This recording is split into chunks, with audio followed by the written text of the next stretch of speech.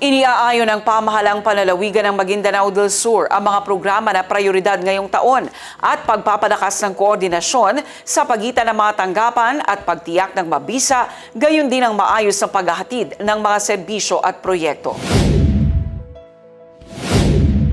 Nanguna si Governor Dato Ali Mitimbang sa kauna-unahang executive meeting ngayong taon kung saan tinalakay ang pagtutugma ng mga prioridad na programa, pagpapalakas ng koordinasyon sa pagitan ng mga tanggapan at pagtitiyak ng mabisa at maayos na paghahati ng mga serbisyo at proyekto sa buong lalawigan. Layunin ng pamunuan na mas mapabilis ang implementasyon ng mga programa at maiwasan ang pagkakawatak-watak ng mga inisyatiba ng pamahalaan.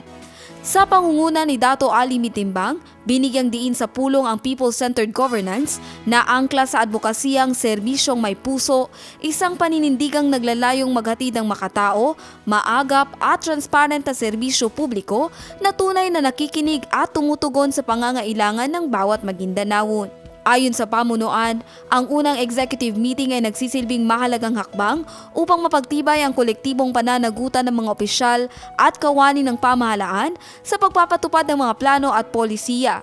Inaasahan ding magsisilbi itong gabay sa mas malinaw na pagtutok sa mga sektor na nangangailangan ng anggarang interbensyon. Sa pagbubukas ng 2026, tiniyak ng pamahalaang panlalawigan ng Maguindanao del Sur ang patuloy na pagsusulong ng inklusibong kaunlaran, may pananagutang pamumuno at mga konkretong hakbang na magbibigay ng positibong pagbabago at pangmatagalang benepisyo sa mga komunidad sa lalawigan.